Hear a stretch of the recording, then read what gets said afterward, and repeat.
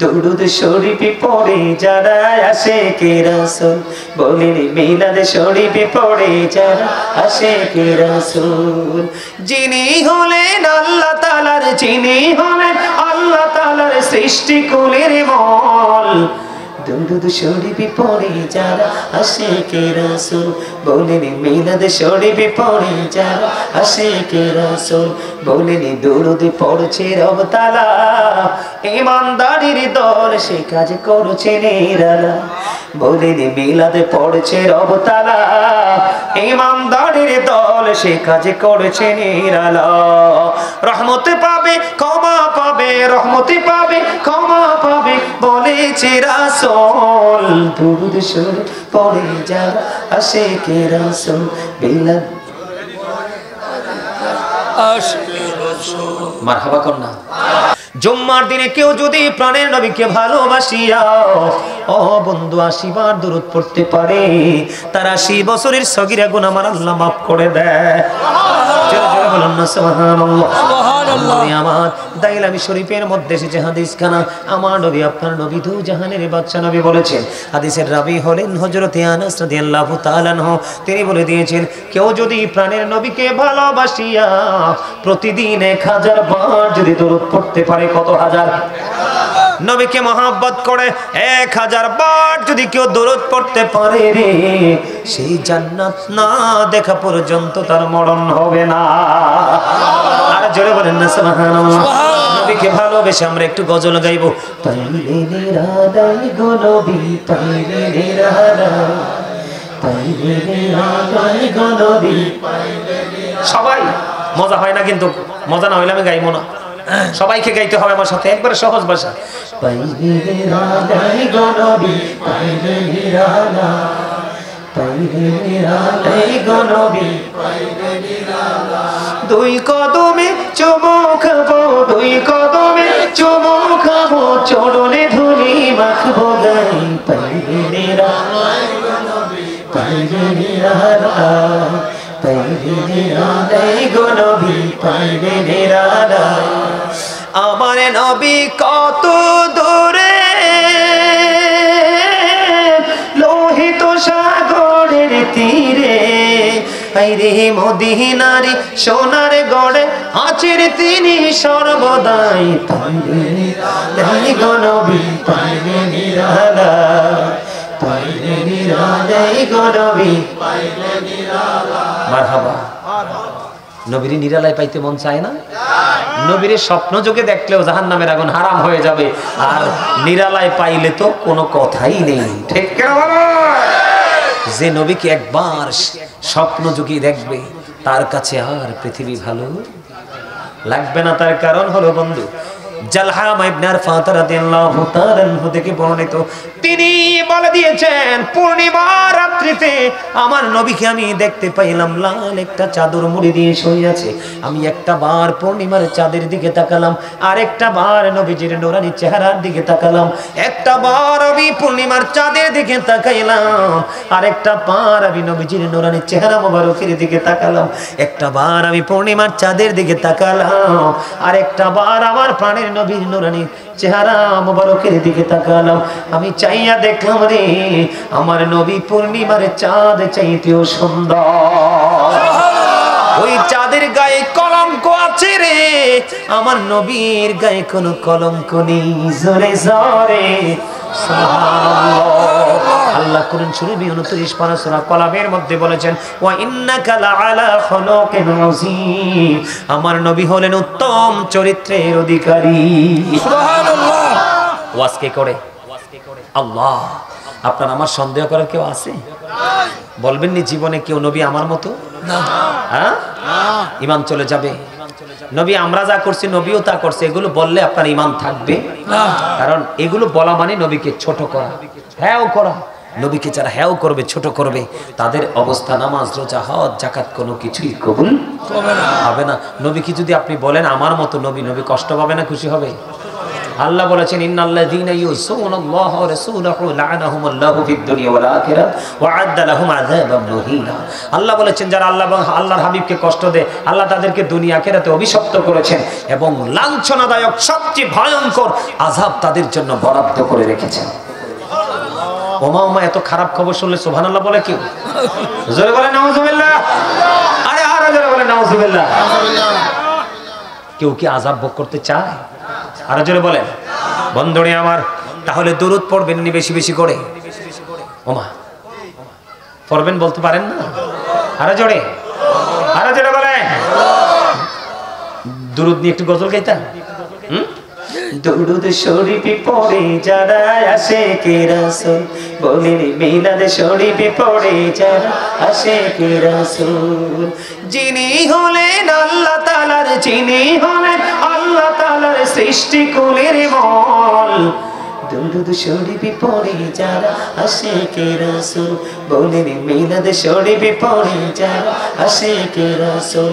বলেন দুরূদ পড়ছে রব তাআলা, ঈমানদারির দল সে কাজ করছে নিরালা।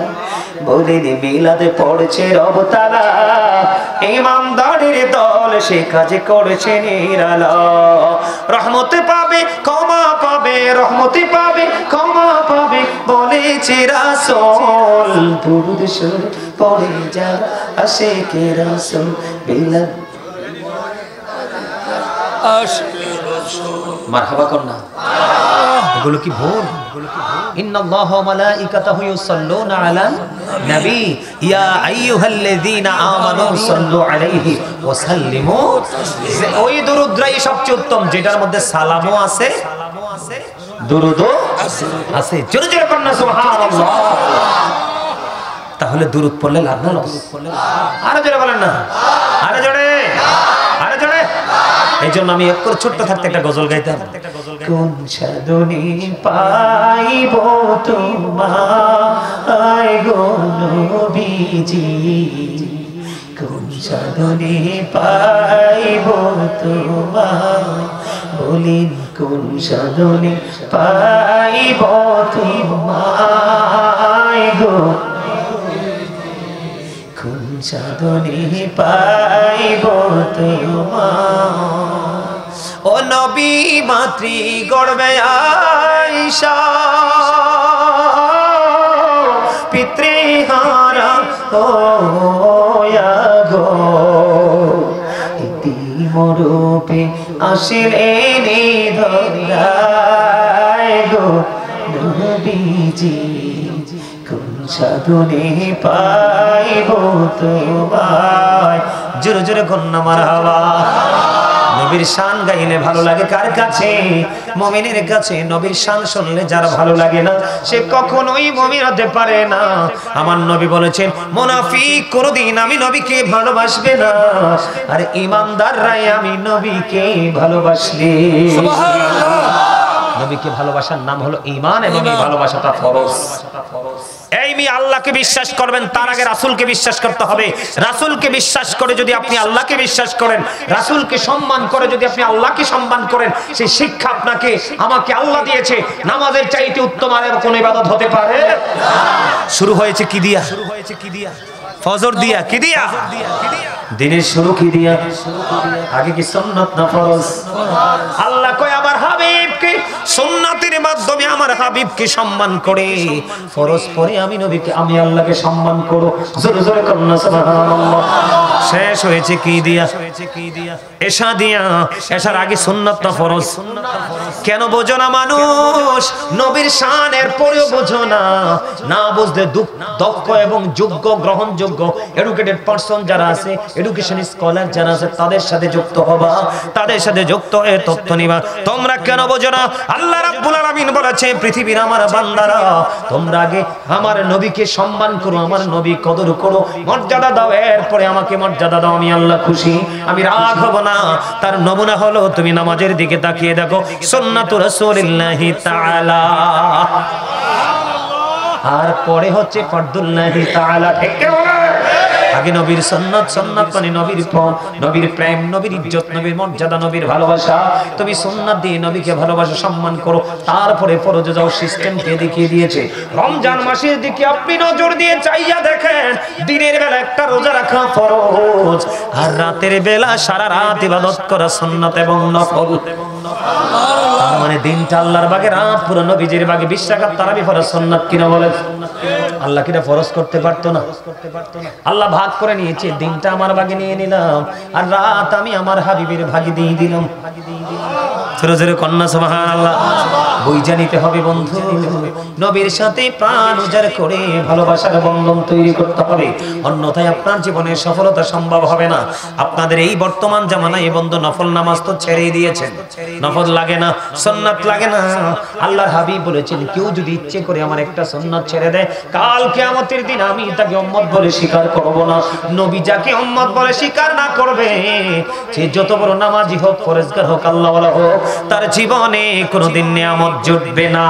কারণ নবী দুনিয়াতে এসে বলেছেন, রব্বি হাবলি উম্মতি, আল্লাহ আমার উম্মতগুলোকে আমার হাওলা করে দাও। কাল কিয়ামতের দিন নবীজির জবান মোবারকে থাকবে রব্বি সাল্লিম, রব্বি সাল্লিম। বন্ধু নবীকে ইজ্জত দিবা, মর্যাদা দিবা।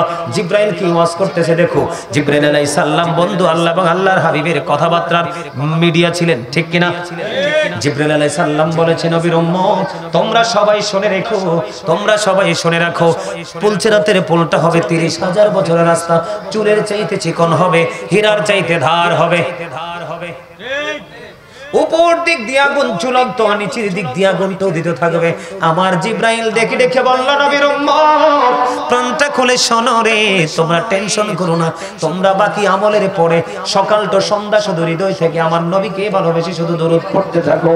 আমি জিবরাইল কথা দিলাম, আমি তোমাকে 30,000 বছরের রাস্তা ফুলচেরাতে পুলটা পার করে দিব। এর কক্সবাজার বিমান বন্দরের মানুষ, আমার ভাই, আমার বাবারা, আমার মা বোনদেরকে ডেকে ডেকে বলছি গো, ফুলচেরাতের পুল যদি তুমি পার হয়ে যেতে পারো, তাহলে তোমার আর কোনো ভয় থাকবে না, কারণ ফুলচেরাতের পুলের নিচে হলো জান্নাত। ভালো লাগছে খবর? ভালো লাগছে খবর? ওমা ওমা, ভালো লাগছে না? লাগছে?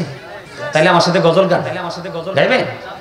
বাড়ি বাড়ি বাবিকা বসে নিরালাই রে,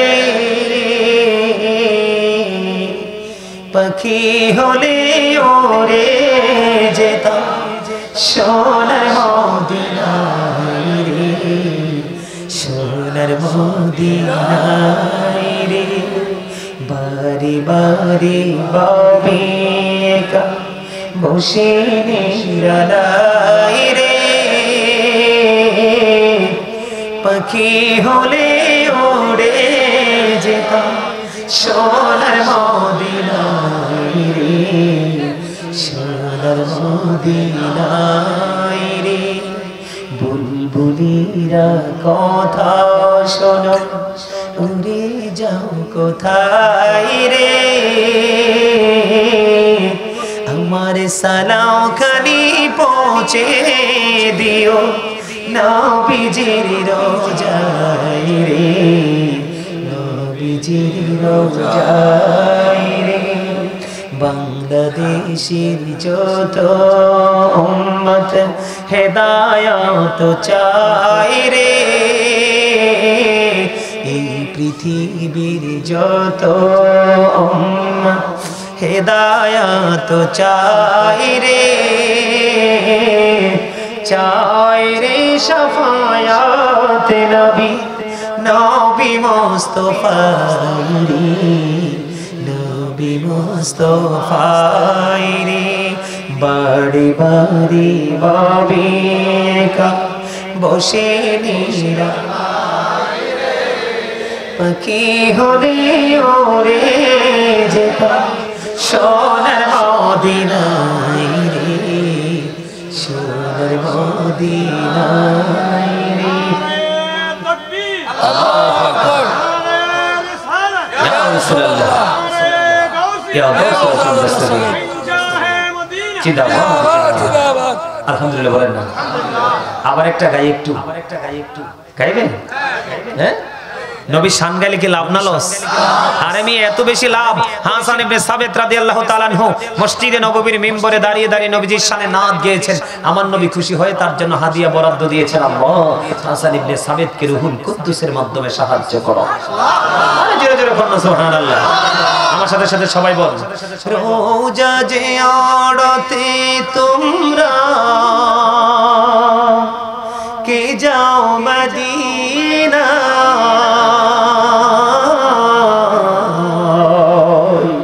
আমার সালাম খানি পৌঁছে দিও নবীজির রোজায়। বলেন রোজা যে আড়তে তোমরা কে যাও মদিনা, আমার সালাম খানি পৌঁছে দিও নবীজির রোজায়। আহারে দরিয়ার ঢেউ মোর সালাম খানি নিল না রে কে, তুই নে যাবর সালাম খানি নবীজির রোজায়। আমার সালাম খানি পৌঁছে দিও নবীজির রোজায়। আপনারা গাইতে পারেন, আবার বাঙ্গা গলা নিয়ে চেষ্টা করতেছি গাইতে। আপনারা গান না কেন? আপনারা কি মনে করছেন নবীজি এগুলো শোনে না? জিন্দা না মুর্দা নবীজি? হেসানি হেসা হইলা আওয়াজে মিসাকা। হ্যাঁ, আল আম্বিয়াউ আহইয়াউ ফি কুবুরিহিম ইউসাল্লুন। নবী রাসূলরা তাদের আপন আপন রওজায় জিন্দা নামাজ পড়তেছে। আরে জোরে আরে মহব্বতে বলে সুবহানাল্লাহ। আরে জোরে সুবহানাল্লাহ। বন্ধনে আমার জিব্রাইল বলেছেন তুমি নবীকে ভালোবেসে দরুদ পড়ো, আমি জিব্রাইল কথা দিলাম ৫০ রাতের ফল আমি পার করে দেব। এবার আজরাইল সবচেয়ে বড় ভয়ঙ্কর। ও বন্ধু, মৃত্যুর সবচেয়ে বেশি কম যন্ত্রণা ১০০০ তলোয়ার মারার আঘাতের সমান। আজরাইলের একটা পা জান্নাতের উপর আর একটা পা জাহান্নামের উপর। বন্ধু আজরাইলকে দেখলেই বন্ধু বেহুশ হয়ে যাবে। ইব্রাহিম আলাইহিস সালাম ভয়ঙ্কর সুরতে যখন দেখেছিলেন তিনি বেহুশ হয়ে গিয়েছিলেন। সেন যখন ফিরে আসলো দেখলেন একবারে নূরানি যেন একটা যুবক। মুমিনের জন্য হবে নূরানি, আর বন্ধু নবীর দুশমনদের জন্য হবে অত্যন্ত ভয়ঙ্কর। আজরাইল বলেছে নবীর প্রেমিকেরা প্রাণটা পড়ে নবীকে ভালোবেসে নবীকে সালাতু সালাম পৌঁছে দাও। আমি আজরাইল কথা দিলাম তোমার জান যখন কবজ করবে এতটা আদবের সাথে কবজ করব যেন নবী রাসূলের জান যেমনি কবজ করে তেমনি ভাবে। তাহলে দুরূদ পড়া দরকার আছে না নাই? সম্মানিত উপস্থিতি, সর্বশেষ টপিক 12টা বেজে গেছে, আর আলোচনা করবো না, তবে গাউসে পাককে নিয়ে একটু আলোচনা করবো ছোট্ট করে।